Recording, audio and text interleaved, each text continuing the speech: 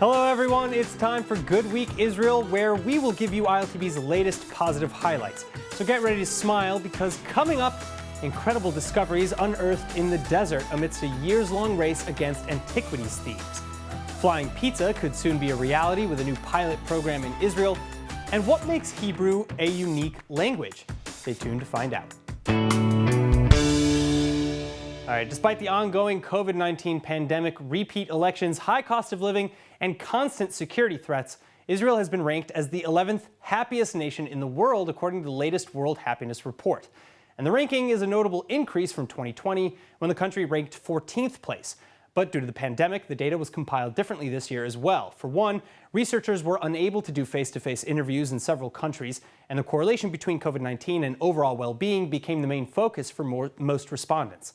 Still, various other factors were taken into account in determining the measure of well-being, including GDP per capita, life expectancy, social support, freedom to make life choices, generosity, corruption perception, and trust in government institutions. Now, antiquities thieves and smugglers long plaguing Israel's preservation efforts, so Israeli antiquities authorities are adopting more preemptive measures, leading to an unbelievable discovery in the Judean desert. Chana Rifkin with the details. Another one's getting out. He's dusting himself off, he's getting dressed. For years, we chased after antiquities looters. We finally decided to preempt the thieves and try reaching the artifacts before they're removed from the ground and the caves. Anti-looting efforts beginning in earnest back in 2017. Israel Antiquities authorities surveying all the caves they could across the Judean desert. But the results unveiled today far exceeded expectations. Fragments of a biblical scroll from the Bar Kokhba period, a 6,000-year-old skeleton of a child, and likely the oldest complete basket in the world, dating back 10,500 years. These are just some of the thrilling discoveries recently unearthed in excavations. We're excavating fragments that no human hand has touched in 2,000 years, and presto, they have landed on our desk. The fragments found are part of the biblical composition of the 12 prophets, books found in the Hebrew Bible. So these are new pieces of the puzzle, and we can add them to our greater picture of the period and of the text. And even though these pieces are small, they did give us some new information that we did not know before. Beyond finding priceless treasures and outpacing looters, though, the work itself involving great risk. IAA directors praising the desert team for their exceptional courage in rappelling down caves, digging and sifting through dirt, and for enduring thick and suffocating dust for years on end. Survey in this scale was never conducted in the Judean desert. We surveyed more than 100 kilometers of the cliffs of the Judean desert, and you can see the results. Moving along, flying pizza could soon be a reality. A new pilot program in Israel is looking to deploy a fleet of drones for deliveries of food and other products ordered online. The skies buzzing yesterday above the Israeli town of Hadera with 20 delivery drones for trial tests.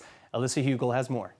If you have ever grown impatient by waiting for the pizza delivery man to come to your door, fear no more. On Wednesday, Israeli company Airways conducting trial tests for delivery drones, which vary everything from pizza to prescription drugs. It is a world first, because first time, there is a massive operations of drone over the urban skies, testing multiple operations simultaneously, just to make sure that we can do it safely and efficiently. While these small aircrafts appear to be the future of commercial delivery, many observers remaining skeptical. And Wednesday's test also sparking fears of mid-air collisions that could result in casualties on the ground. However, Airways CEO and co-founder Eyal Zor saying not to worry, stressing years of testing and reminding us that all the drones are equipped with parachutes to ensure safe landings. We're going to take, 2 years from now, and we're going to see multiple drones flying over the city, like we're building the new skies, and we're going to get used to see drones doing safely deliveries over our heads. And the Israel Innovation Authority adding that regulated commercial drone deliveries in Israel are unlikely before the year 2023. So for now, be prepared to hear some buzzing in the skies as companies continue to conduct trial tests. Alyssa Hugel, ILTV. Speaking of innovation, let's take a look now at ILTV interview with Revital Vision, an Israeli company that helps to fix eyesight problems. As of today, eye diseases and low vision impairment were approached from a purely optic perspective, treating only the eyes, resulting in partial success only. Revital Vision approaches vision impairments from a full perspective, addressing the brain as well. The company's products address the need of hundreds of millions of people worldwide suffering from different visual impairments and eye disease who until now had no effective alternative solution to improve their condition without surgery, risk, or medication. Yair Yahav is the CEO and founder of Revital Vision, and his former patient, Yarden Naveh, they join us now in studio. Thank you so much for being with us today. Thank you for having us. Of course. So I want to start with you, Yair. There are a lot of technologies that are working on improving eyesight. What is unique about your technology, and what makes you so different from everything else out there? There are several differentiation between our technologies and other technologies out there in the market.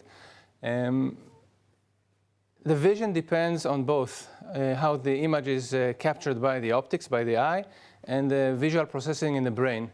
Our technology focuses only on improving brain visual processing. We are using a patented stimulation technique that is able to identify cortical deficits, specific cortical deficit, and provide very effective stimulation to those neurons and provide patient-specific program that works in most humans. We are able to effectively stimulate the brain visual cortex and improve vision.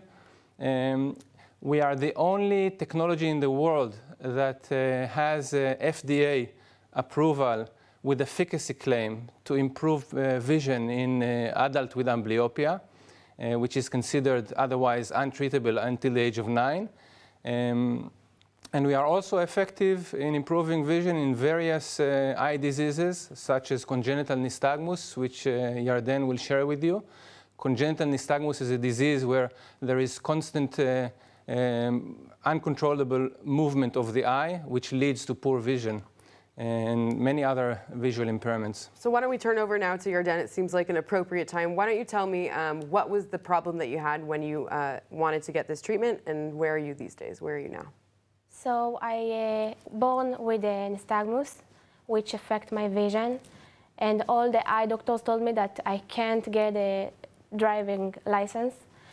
So I tried the program of Revital Vision, and after 3 months, I feel a major. I felt a major improvement.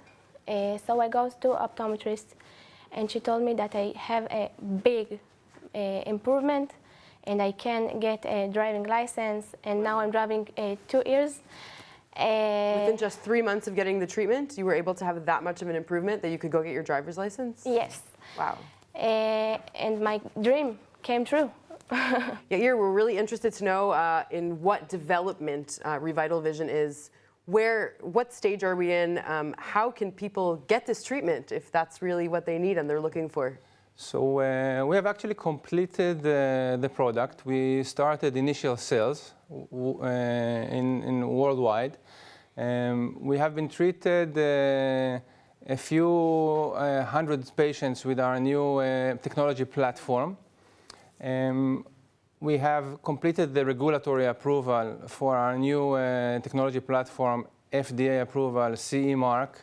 We are also applied for a unique CPT code, treatment code, reimbursement code in the US. And we hope to have it soon. Right now we are fundraising. We are fundraising through PeopleBiz, which is a crowd funding platform. We are primarily raising funds for the marketing activities. We would like to bring it to the world so every ophthalmologist and optometrist would know about this technology, and of course for the public. Great. Well, it sounds like a very important innovation. Thank you both for coming in today. We really appreciate it. Thank you very much. Thank you. Now, in other news, today marks International Water Day, and so to celebrate, we sent out our very own ILTV crew to the south to see how Israel, despite being an arid country, succeeds in thriving with water, especially in the south, which is made mostly of desert terrain. And we went together with JNF USA who, as part of their work, regularly helps these miraculous places. Lauren Izzo with the report. It makes up more than 70% of the Earth and 60% of our bodies. But what happens when water is nearly impossible to come by? Here in Israel, more than half the land area is made up of dry, arid desert. That's why we've had to come up with creative solutions to stay hydrated. Israel is home to some of the most advanced and innovative solutions in water conservation technology. Today, Israel recycles about 85% of its water, the highest in the world, and 50% of the water used for agriculture is a product of recycling. The Chalutza communities, once a dry and barren desert, are the embodiment of modern-day pioneering. We are using the NFT hydroponics. It's built with a tunnel that you grow inside the greens. It saves water and it gives you advanced growing. Their investment in cutting-edge water solutions like hydroponic farming has helped Chalutza thrive as one of the most successful agricultural communities in the Negev, allowing them to grow exceptional crops that are sold throughout the world. We may be standing in the middle of the desert, but by looking around, you'd never know it. East of Chalutza in Beersheva, the city landscape has been completely transformed into a water city in the Negev desert after a world-class $300 million urban revitalization initiative. Welcome to the biggest lake in Israel, here in Beersheva. You know, the city of Beersheva, the capital city of the Negev, the metropolis city for over 1 million residents that live here in the area. If you would have told us 10 or 15 years ago that this would happen, nobody would have believed it. I'm a Beersheva, born and raised here, and having this oasis changes the entire experience of actually living here in the Negev. And it all comes down to this: water recycling. This is the Ramat Aviv Water Treatment Center. This one specifically strengthens the development of sustainable communities in the desert and near the Egyptian border. We are at the facilities of the Ramat Negev water treatment plant, treating effluents, municipal effluents, from the military camps surrounding us and the villages. Hopefully in the very near future, we shall accommodate much more water effluents coming from other nearby regions. We need the water here. JNF USA has made it their mission to support Israel's effort to create advanced technology for sustainability and become a global leader in water innovation. The advances in water technology and ecology in Israel have increased the country's water economy by over 15%, and that number is only increasing. 2 decades ago, Israel was dealing with water shortage and droughts, and as part of Jewish National Fund USA's mission to help develop the Negev and Galilee in Israel, water was such a crucial, essential part of our investment. And working together with so many different communities and organizations and researchers and businesses in order to be able to create opportunities to build life here in the Negev, to build life in the north, to be able to create something out of nothing. It all starts with the water. So for us at Jewish National Fund USA, World Water Day is a time where we celebrate and rejoice how far we've come from Israel being a country that was dealing with drought to now recycling over 85% of all of our wastewater. The value of water is about so much more than just its price. Its importance is undeniable to every country, community, and individual around the world. Lauren Izzo, ILTV.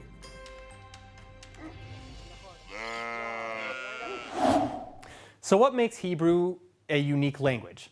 Well, ILTV sat down with founders of Upan to find out. Take a look. The Hebrew language is both ancient and modern, as Jews around the world use it both for prayer and daily conversation. But other than being a revitalized ancient tongue, what about Hebrew makes it so unique?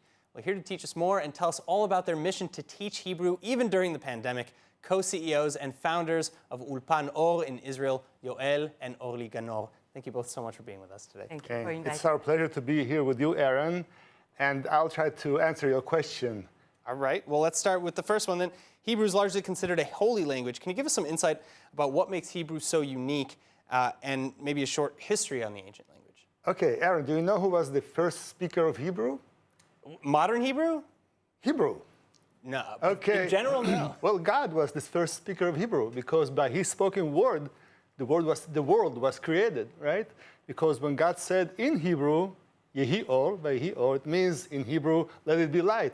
And there was light, okay? So by speaking Hebrew, God created this whole universe. He just spoke in Hebrew. And by the way, our institution is called Upan or, it means the study of light, okay? So this is the first creation and we are happy to be part of it.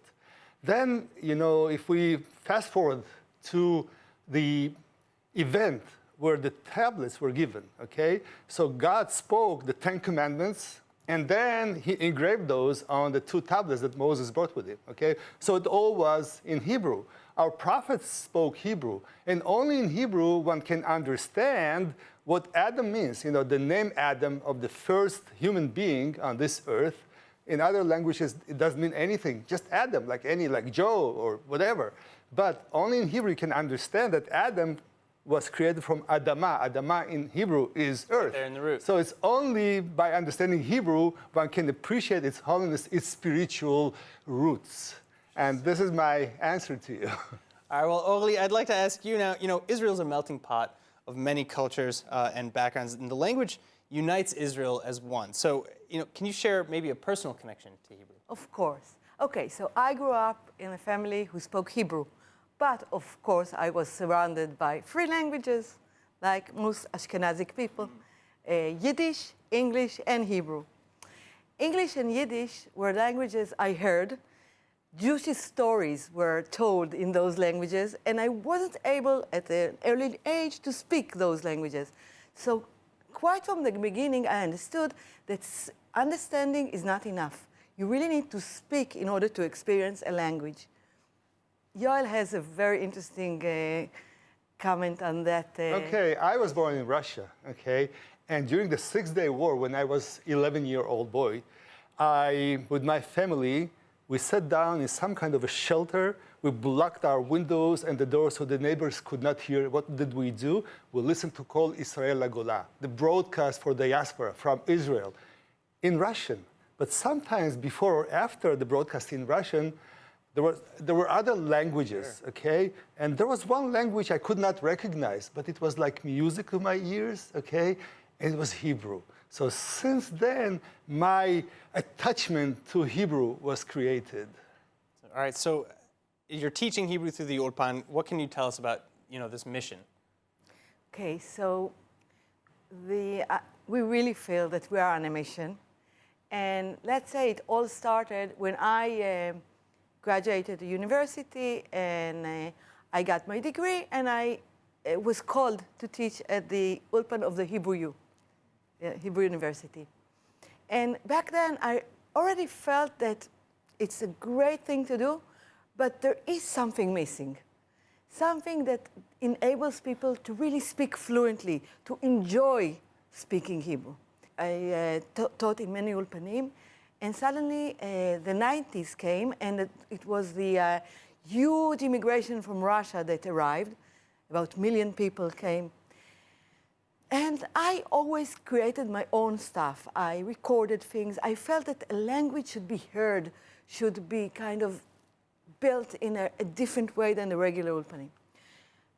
And then one day, 13 scientists, PhDs from Russia approached me and told me, we have a request. We want our life back. We want our academic life, our status, all the things we were used to do in Russia.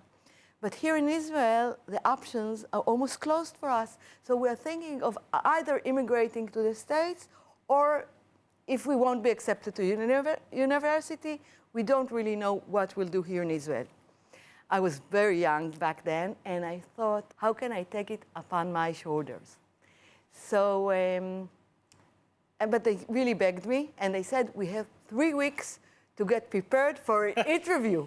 3 weeks, it's better than Good 1 luck. week. Yeah. I sat down, and I kind of cracked the whole thing, and I prepared them in 3 weeks. I designed the whole program, and they were accepted. Today, they are all Professor Emeritus, and it's a a long story, and it's fine. They're living their lives. They're back in academia. Yeah. All right. Well, so I think my last question though is, how has your program really changed with the coronavirus? How has that impacted your business, I suppose? At the beginning of this outbreak of Corona, it was really tough because we have actually 2 physical branches in Israel, one in Jerusalem and the other in Tel Aviv. And of course, we could not get anyone there physically. So what we thought is we should recreate ourselves and make ourselves even better than we were. Although all our original materials were online, what we wanted to do is to let all the people who wanted to study using our materials get those accessed by them. Younger people, older people, we created programs for seniors, okay? Because now even Orly's mother, who is almost 90, she's using Zoom, okay? So we realized that this population could really benefit from that. And especially people in lockdowns, in various situations where they could not leave their homes, they were able to communicate with sometimes with someone from the other end of the world. And the common language became Hebrew, okay? Because our materials enabled, let's say, one who spoke French and the other who spoke Chinese to communicate and enjoy socializing in Hebrew.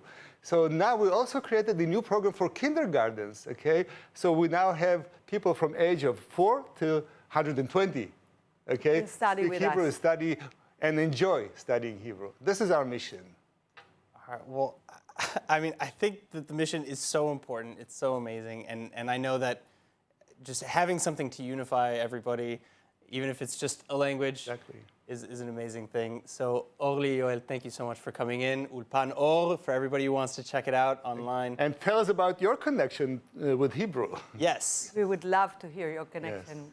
Yes. All right, that's all for today's Good Week Israel. I hope that we've helped you start your week with a smile. I'm Aaron Porras. See you next week.